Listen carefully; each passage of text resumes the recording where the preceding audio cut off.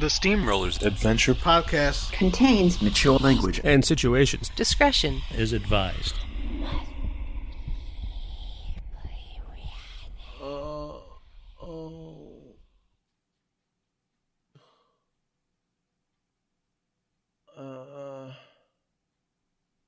Good. You're awake. Come on, buddy. You got this. What? You. Come on, Rig. Get up. Stop wasting my time. Yeah. My clone. Treat made. I thought you were going to kill you and miss out on how great it's going to be to have a twin I could boss around and keep as my personal bootlicker? No way. Now get on your feet. Come on. Up. But how did you... I shot you up with a mixture I bought from Dr. Friendly. He has everything. I mean, this stuff is normally used for putting raccoons to sleep so you can pose them and take pictures, but it worked for this. Okay, swell. How long was I out? About 3 weeks or so. I might have used a little too much. How you feeling? I got work to do, so, no whining about how it hurts. Oh, fuck yourself. Maybe later. If you're up for it, of course. Get it? Get it? Sure. Is that why you pulled this stupid trick? I mean, between Robbie and the other automatons, you got a whole lot of free, hardworking robots to do your bidding. Why keep me alive? Let's just say it's the narcissist in me. But I'm not narcissistic. Listen, I said me, not you. We got to keep that separate, buddy. See, this is the reason you fail at so much shit, or think you do. No fucking self-confidence. Be proud of who you are and what you can do. Stand up for yourself. What is that you're waving around? Is that a gun? Huh? Oh, yeah. I was going to give it to the Russian robot and tell him to shoot you if you get out of line. Pretty cool, huh? It's a Ch.19. That's not a Ch.19. It's a 17. Dude, it's a 19. 17. The dude at the gun store sold it to me as a 19. It said 19 on the box. It's a Ch.19. And I'm telling you it's a 17. Here, let me see it. I'll show you how you can tell. All right, okay, here. See, I thought it was... Disclaimer, he wasn't real, and all this pink dust all over my floor will attest to that. And now it's time to take my show back. And I'm going to start with you. Michael. Wait. Which one are you? Are you? Oh, no. Wait. Are you expecting to shoot me? You know I can't be harmed by weapons of that nature. Even if they had glass bullets. How about this, Spirit Witch? What is that? It's called a pen, and with it, I, as the writer of this show, can simply make you disappear. You can... Pop. Just like that. Now to take care of Treat. But first, the show. Previously on the Steamrollers Adventure Podcast. There are fish right here in this lake, don't you think? I mean the witch fish. You are funny. I knew you would get that joke, Treat. You're such a smart little girl. I'm not a little girl. I am infinite. I am old. I am young. I am not yet born. And I am also dead. I exist in the light and the dark.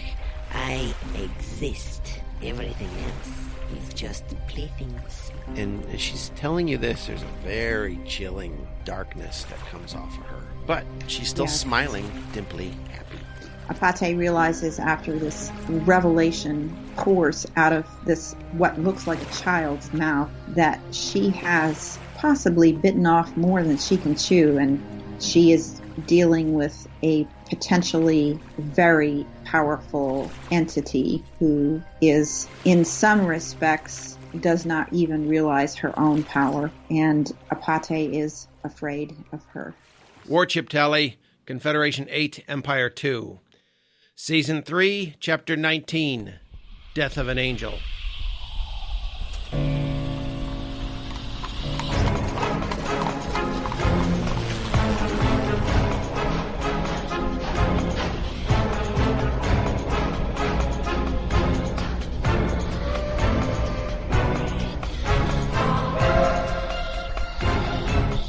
listening to the Steamrollers Adventure Podcast, a steampunk actual play tabletop role-playing comedy show based on the fiction of Michael J. Rigg. Now, let's join the adventure.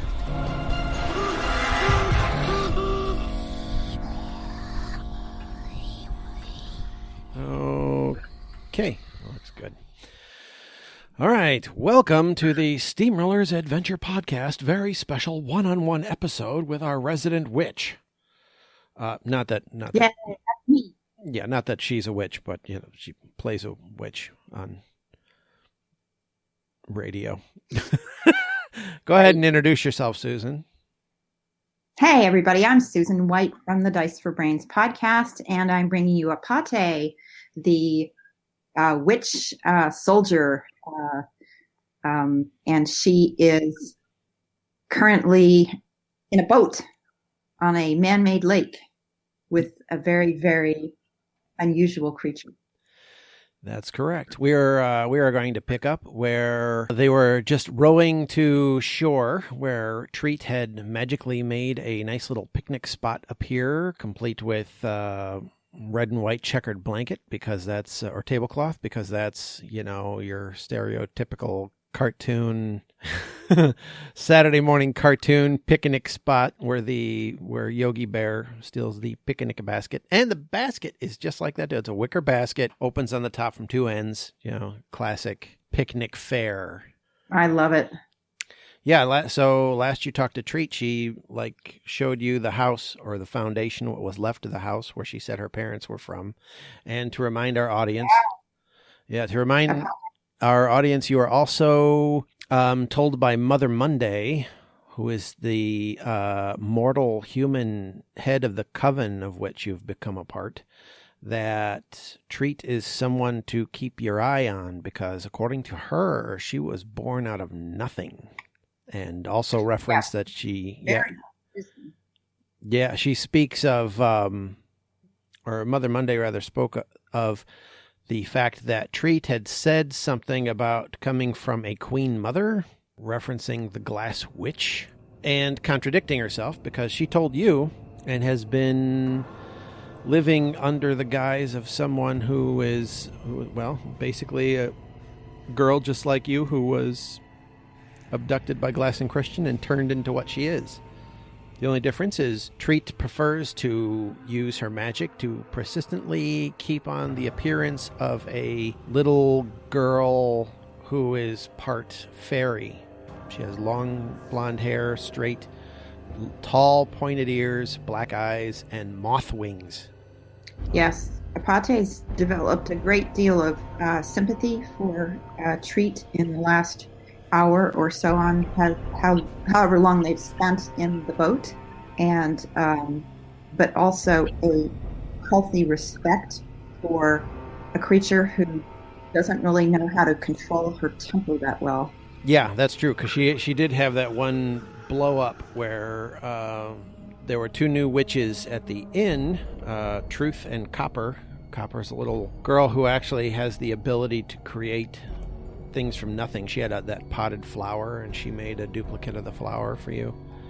And older girl who is mostly, she's kind of leaning toward being a surrogate. She was in the form of a man, a Confederate soldier, when you first met her and before they left. And Truth is the one who was not too keen on the idea of Treat performing the surgery that you had to remove the glass chip. Didn't want to have anything to do with it, and the little girl got scared.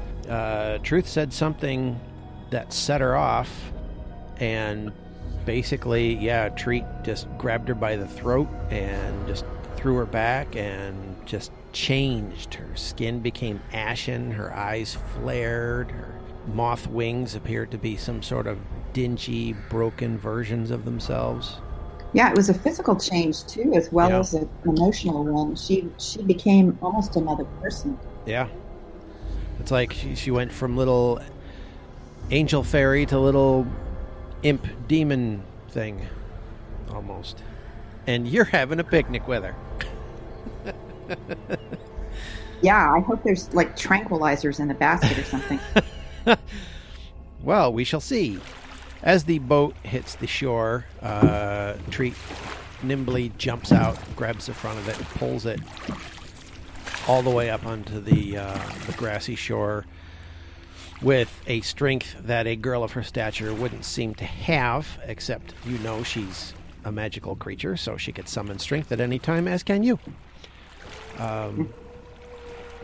And she claps her hands together and like hugs her clasped hands under her chin and sort of sways from side to side as she glances from you to the picnic basket, and she says, I hope I got some things that you like.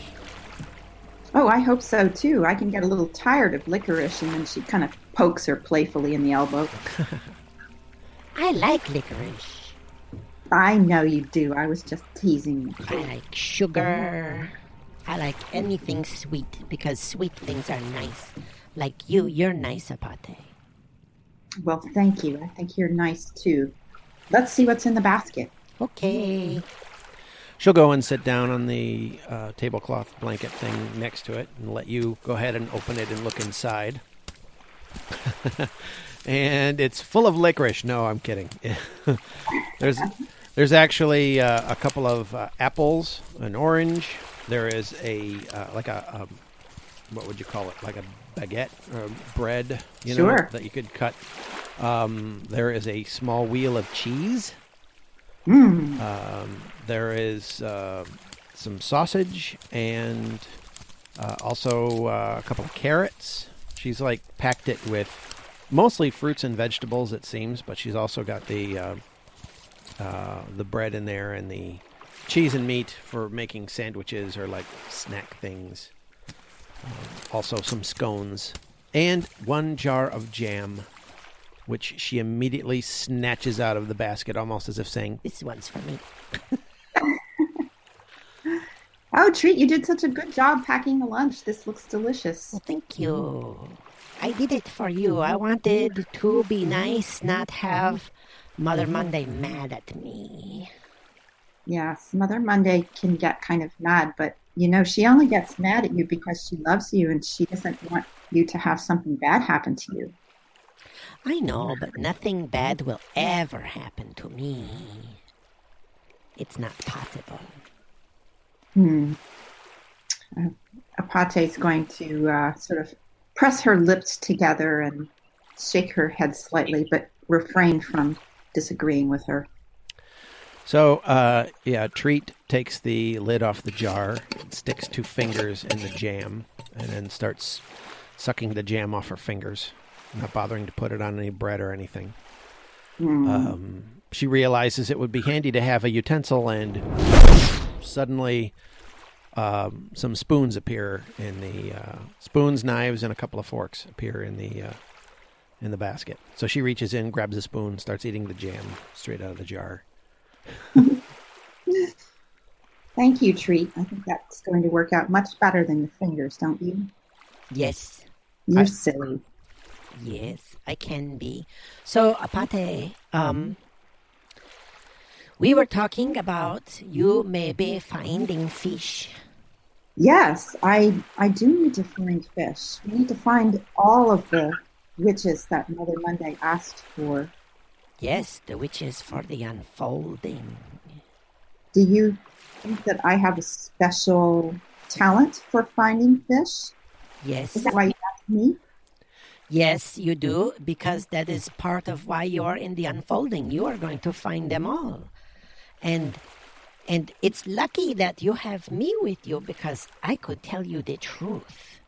Mother Monday is a human. She's not special like us. She was not made. She does not know about the things that we know. Yes, you mentioned that before, Treat. I want to make sure that you don't think that Mother Monday is lying on purpose. Mother Monday loves all of us very, very much, probably more than any people anywhere in the world.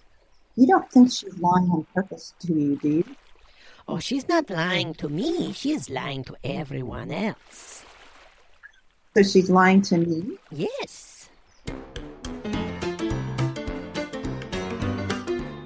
Dr. Friendly here.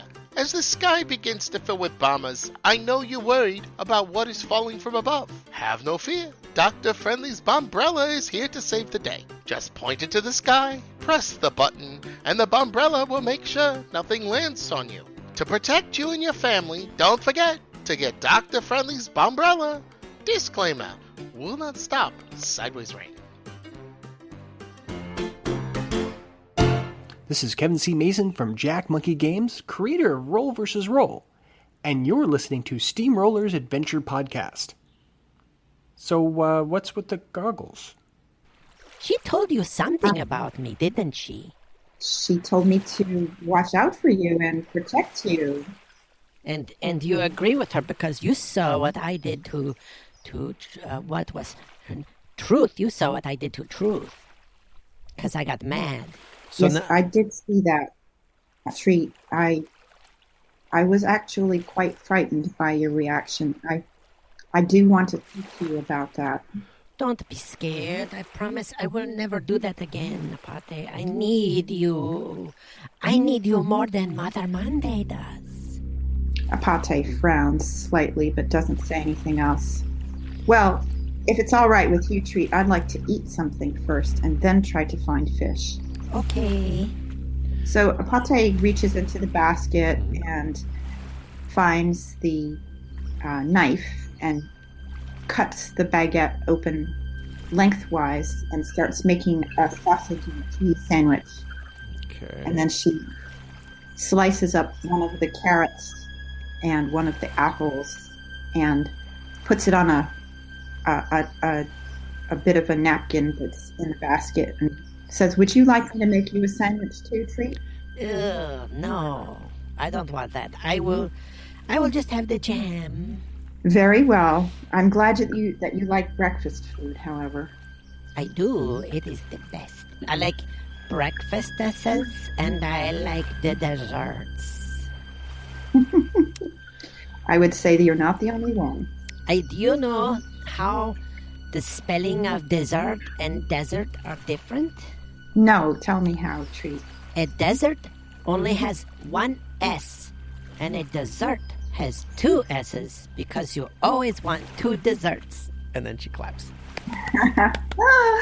That's very clever. That's very clever of you. I don't know how to spell a lot. I don't write a lot. I don't need to because I can think what I need. Yes, I can see that. And Apate is sort of munching slowly on the sandwich and trying to talk and chew at the same time without being unintelligible. Right. Ask, did you bring anything for us to drink? What do you want? Oh, the sausage is making me so thirsty. Do you have any water, maybe? Look in the basket. Okay. And she does. And when you look in the basket, there is a corked bottle of sarsaparilla. There is a bottle of milk, glass bottle of milk with the cloth top with the band around it, and there is also a canteen, a military canteen of water. Ah, here it is. I bet you this bottle with the cork in it is for you, isn't it, Treat? I like it. I know you do. It's like someone took some licorice and made it into like licorice water. That's what it's like for me. Yes, I think that's what it tastes like too. But I'm going to stick with the water. So she takes the canteen out and unscrews the top and takes a sip. And it's the most delicious, clean, pure, cold water that she could ever wish for. And her sandwich and her apple and her carrot are just perfect. And they have a beautiful snack in the sunshine out on the lake. Yes. Next. Yes, and it's a perfect, ideal little setting. And while you eat, to let you enjoy your lunch, Treat will sort of scoot back and sit with her back against the tree, with her wings kind of like fluffed out a little bit so she's not smashing them. And she draws her knees up to her chin, and she's just munching on the jam, looking out over the lake that used to be the town where she lived, supposedly. And a bird flies by, and she looks up at the bird and smiles at it. And it's We're going with the. Susan is also our first player to use the new stat rules. I know we've already gone well into Season 3, but after all of this time and years of people not knowing the difference between stamina and tenacity, we've broken it down differently. Stay tuned for a special episode of the Steamrollers Adventure Podcast where we explain everything. No, I'm not going to do that. But if you become a patron, I'll tell you all you want to know. So, very simple. We're going to go with examination. See if you notice something. Okay. Your examination is a 32. I have some nice pluses to that, too. Good. You do. Do you have anything that might fit with you just noticing something different about Treat?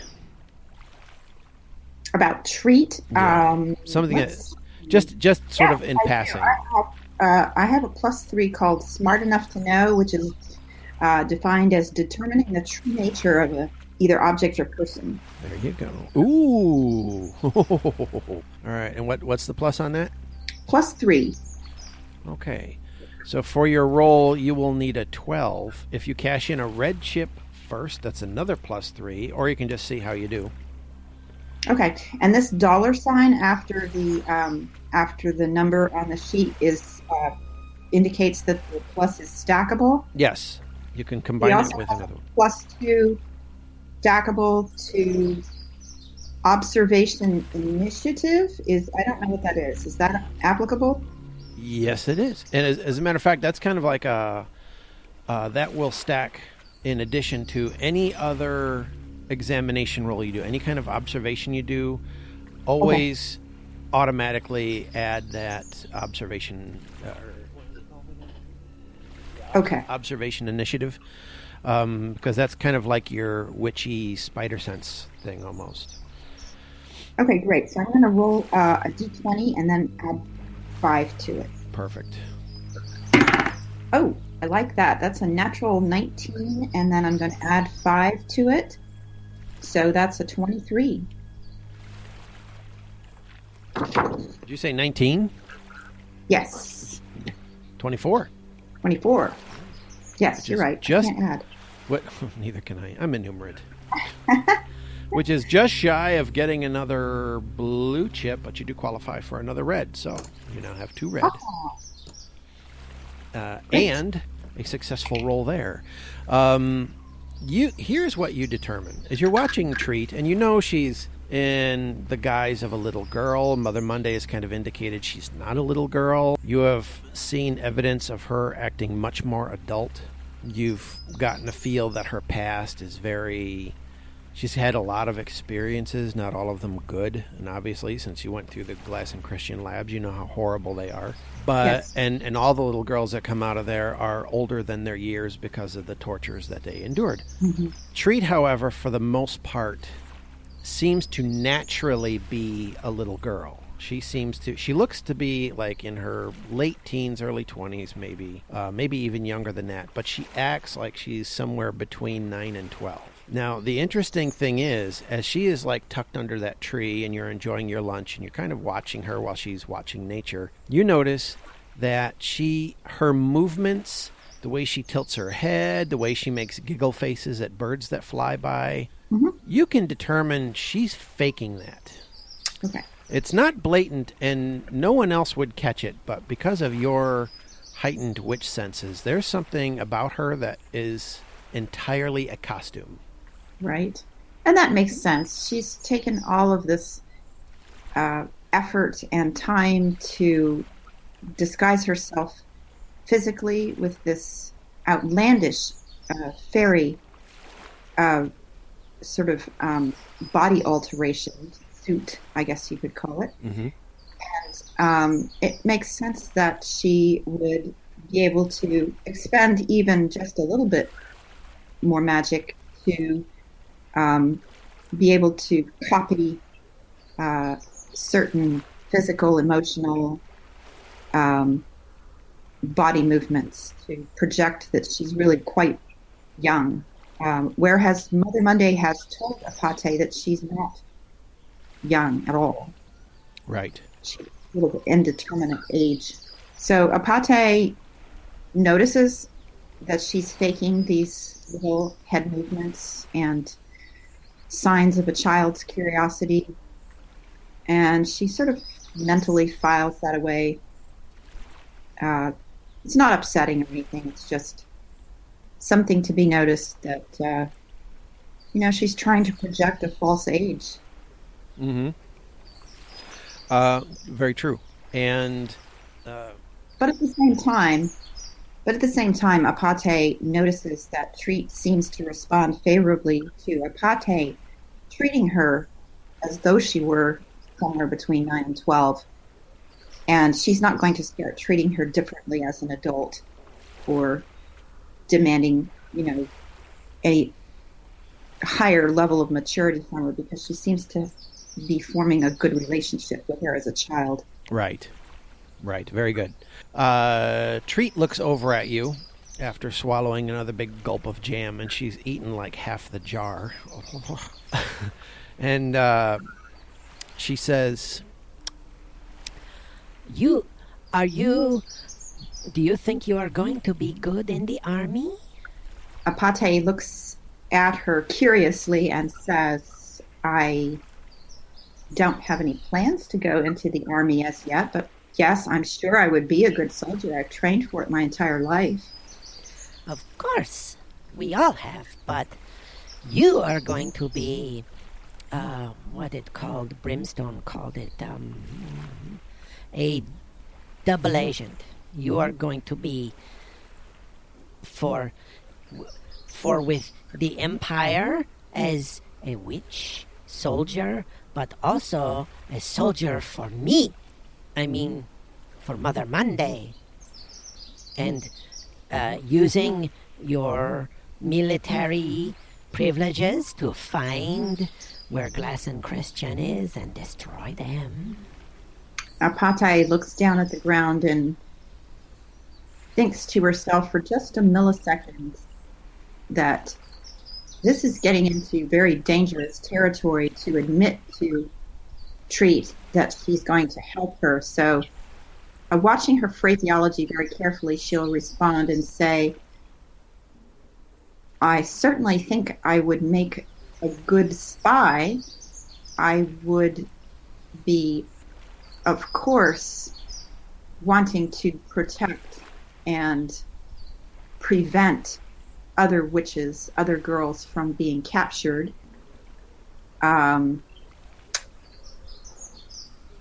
But I have no firm plans at the moment to do that, Treat. Are you making a prediction about my future?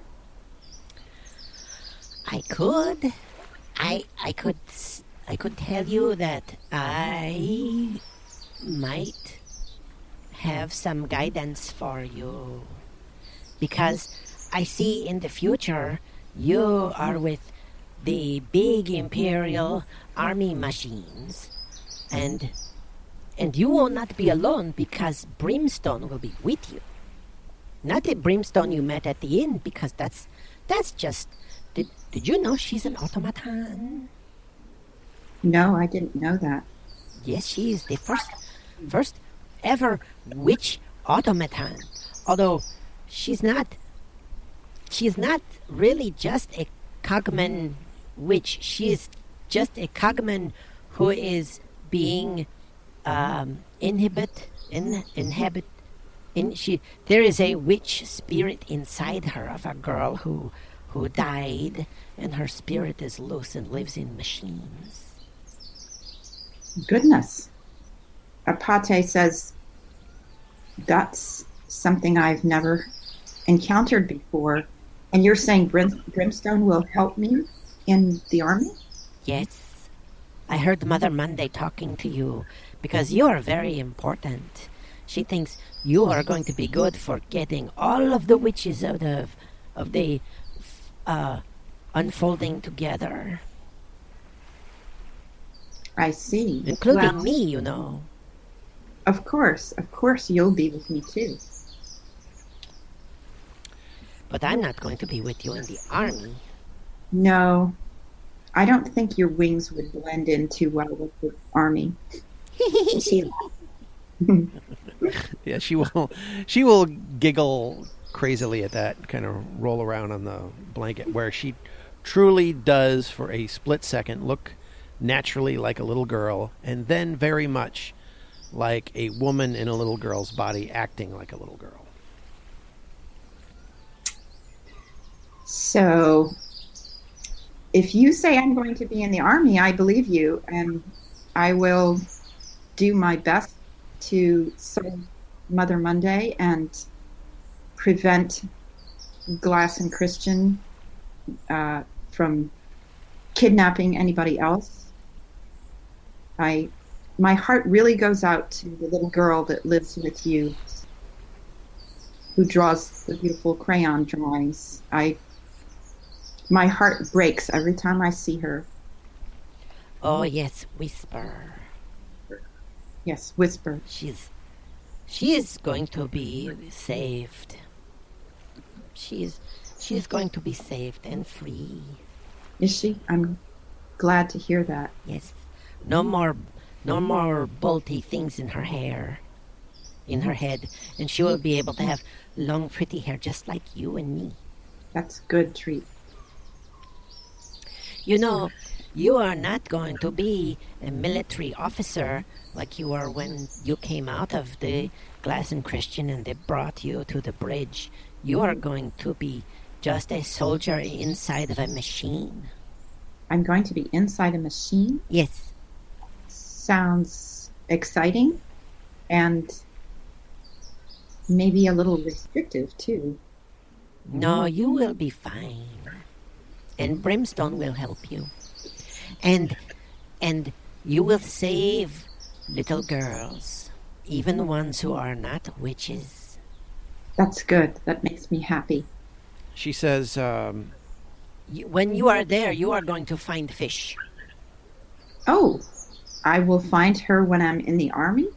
Yes. You are going to be... You naturally... I heard the Brimstone say this. You naturally attract the witches who are in the unfolding. Your friend Shade, for example. Yes, and Apate looks down again at the blanket and fiddles with part of the fringe at the edge of it and thinks about her friend Shade and just kind of misses her for a minute. She looks at you. She looks at you up and down, and kind of has this far away look in her big black eyes, and says, "You miss her very much, don't you?" Yes, Treat. Shade is very special to me. We grew up together. I wish that I had someone who grew up with me, but I was all so much alone. That's a shame, Treat. Everybody should have a special friend. You could be mine. I would like to be yours. Would you like to be my big sister? That's a great idea, Treat. I'd love to be your big sister. Go on picnics like this one. Yes, all the time. We could go to mountains and we could go to the woods. And suddenly, out of nowhere, there is a whipping sound through the air and a hard thunk squish. And Treat's head snaps back and she sprawls out over the tablecloth / blanket, and from her forehead above her left eye is about 4 inches of glass with a little bit of crystalline arrow fletching, like someone had a bow and arrow with an arrow made of glass, and nabbed her right above the eye. Oh my God, Treat! And Apate lets go of the blanket and crawls on all four, kind of knocking the basket of food over, and puts her hand near Treat's forehead in order to find out what this thing is that suddenly appeared in her little sister's head. Yeah, it looks like some sort of an arrow or a crossbow bolt kind of a thing. And it definitely impacted with her head. It went in deep, penetrated her brain, and killed her.